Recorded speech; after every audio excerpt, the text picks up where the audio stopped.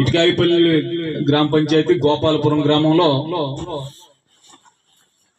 గురు పూజోత్సవం కార్యక్రమం రాష్ట్రీయ స్వయం సేవక సంఘం ఆధ్వర్యంలో ఏర్పాటు చేయడం జరిగింది. అసలు ఈ గురు పూజోత్సవం అంటే ఎందుకు చేస్తున్నాం, దీని యొక్క నేపథ్యం ఏమిటి అంటే, మనకి పూర్వం ద్వాపర యుగంలో వేదవ్యాస మహర్షి అనేటటువంటి ఒక మహాత్ముడు జన్మించారు. ఆయన ఈ లోకానికే ధర్మాన్ని నేర్పినటువంటి మహనీయుడు, జ్ఞానాన్ని ప్రసాదించినటువంటి మహర్షి, జ్ఞానభిక్ష ప్రసాదించినటువంటి తపస్వి. ఆయన ఈ లోకానికి మార్గదర్శనం చేయడం కోసం అష్టాదశ పురాణాలు, చతుర్వేదాలు, ఉపనిషత్తులు, పంచమ వేదమైనటువంటి మహాభారతము, భాగవత మహాపురాణము, ఇలాంటివన్నీ కూడా, భగవద్గీత, విష్ణు సహస్రనామము, లలిత సహస్రనామాలు, ఇవన్నీ కూడా ఏదైతే ఇవాళ మన భారతీయ సంస్కృతిలో, సనాతన ధర్మంలో మనం అంతా కూడా అనునిత్యము పారాయణ చేసుకునేటటువంటి స్తోత్రాలు ఏవైతే ఉన్నాయో అవన్నీ కూడా మనకి వేదవ్యాస మహర్షి యొక్క అనుగ్రహం, ఆయన యొక్క ప్రసాదం. అటువంటి అంతటి జ్ఞానాన్ని మనకి లోకానికి అందించినటువంటి మహనీయుడు ఎప్పుడు పుట్టాడు అంటే ద్వాపర యుగంలో ఆషాఢ పౌర్ణమి రోజున పుట్టారండి ఆయన. ఆషాఢ మాసంలో, అంటే రేపు వచ్చేది ఆషాఢ మాసం, ఇప్పుడు జ్యేష్ఠం, ఆషాఢ మాసంలో ఆయన పుట్టాడు అనమాట. ఆ ఆషాఢ మాసంలో ఆయన పౌర్ణమి రోజున పుట్టాడు.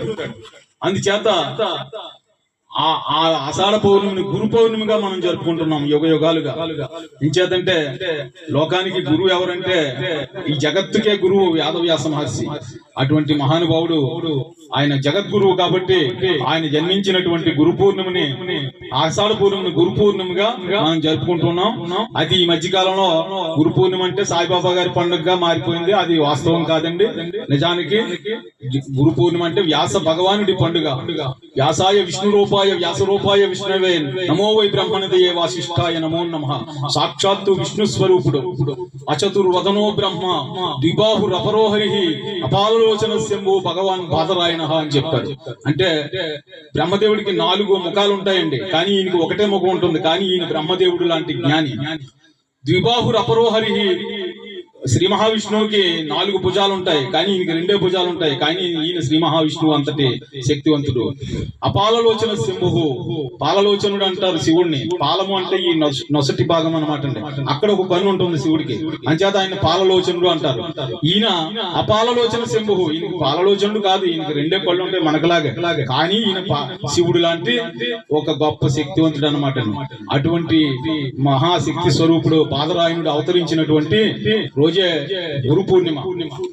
ఇక ఈయన యొక్క రాసినటువంటి పంచమ వేదమైనటువంటి మహాభారతాన్ని గురించి, మహాభారతం, కవిత్రయ భారతం, తెలుగు భారతంలో ఆది పర్వంలో నన్నయ్య గారు ఒక పద్యాన్ని చెప్పారు.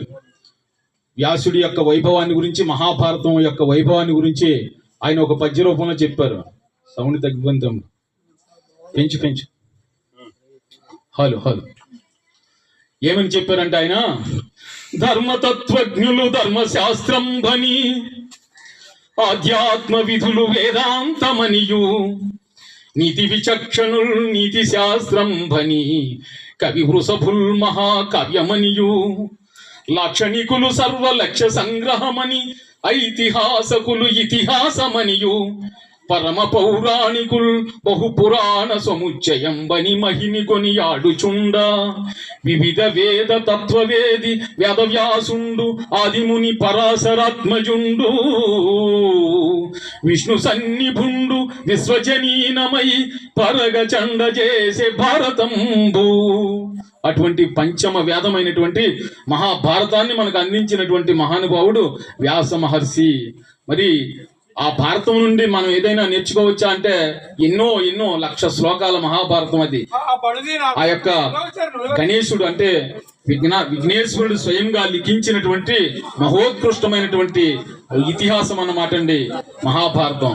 అందులోంచి మనం ఏమి నేర్చుకోవాలి అంటే, పాండవులు 5 ఉండేవారు, కౌరవులు 100 మంది ఉండేవారు, వాళ్ళు దుర్మార్గులు, వీళ్ళు సన్మార్గులు, అంతిమంగా ధర్మం జయించింది అనేది మన అందరికీ తెలిసిన విషయమే. కానీ మహాభారతంలో ప్రతి సందర్భంలో కూడా, ప్రతి పర్వంలో కూడా, ప్రతి అధ్యాయంలో కూడా మనం నేర్చుకోవాల్సిన విషయాలు ఎన్నెన్నో కోకొల్లలు ధర్మ సూక్ష్మాలు ఉన్నాయన్నమాట అండి. అక్కడ శాంతి పర్వంలో భీష్ముడు చెప్తాడు, ఆయన అంపశయ్య మీద పడుకుని ఇక మరణానికి చేరువుగా ఉండి ఆయన ఆ మాఘమాసం ఉత్తరాయణ పుణ్యకాలం కోసం ఆయన ఎదురు చూస్తూ ఉంటాడు. ఆయనకి స్వచ్ఛంద మరణం ఉందండి.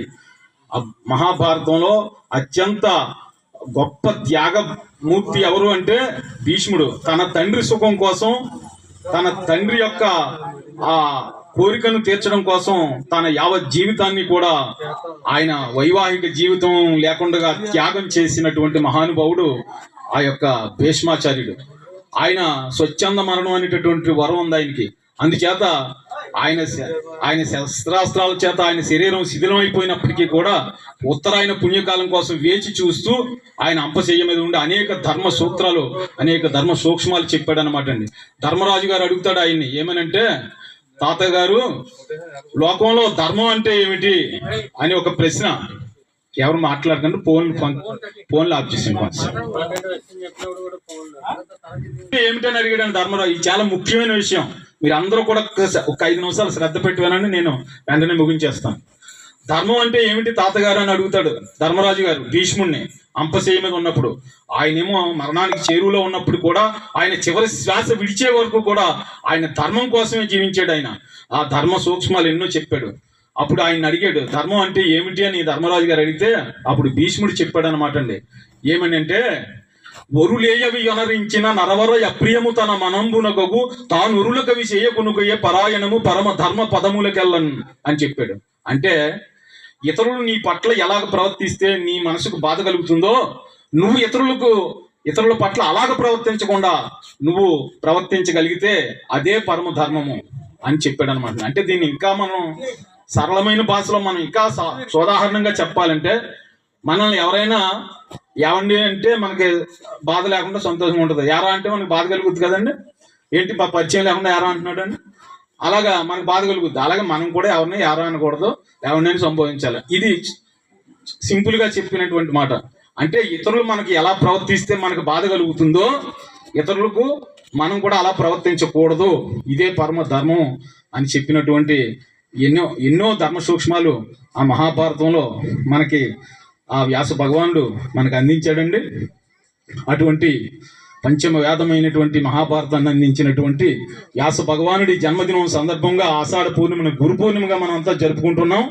అదే రోజున రాష్ట్రీయ స్వయం సేవక సంఘం కూడా ఆ గురు పూర్ణిమనే, మరి దేశం అంతా కూడా ప్రతి గ్రామంలో కూడా ఆ గురు పూర్ణిమ రోజున ఇక్కడ మనకైతే ఆధ్యాత్మికంగా కానీ, వేరే భజనల్లో కానీ, ఇంకొక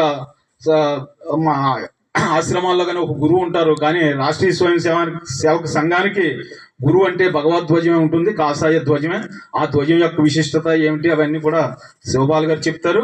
ఆ ధ్వజానికి మనం పూజ చేసి ఆ యొక్క మనం సమర్పణ కూడా చేయాలండి. అంటే మనం గురువుకి దక్షిణ ఇస్తాం. ఏదైనా మనకు విద్య నేర్పినటువంటి గురువు, జ్ఞానాన్ని ఇచ్చినటువంటి గురువు, అలాగే ఈ యొక్క భగవద్ధ్వజమే మనకు గురువు ఈ సంఘానికి, ఈ దేశానికి కూడా.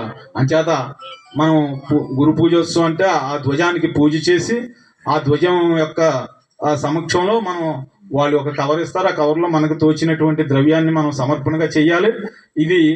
ఇదేమి నిర్బంధం కాదు, స్వచ్ఛందమే. మనకి ఎంత తోస్తే అంత మనం ఇది ఎప్పటి నుంచో జరుగుతుందో. అయితే మా మంగరాజు గారు లాంటి వాళ్ళు, మా లాంటి వాళ్ళకి అలవాటు, మీకు కొంచెం మందికి తెలియకపోవచ్చు. సమర్పణ అనేది ఎంతో కొంత చెయ్యాలి, అది నిర్బంధం ఏం లేదు, మీరు స్వచ్ఛందం ఏమండి. ఇక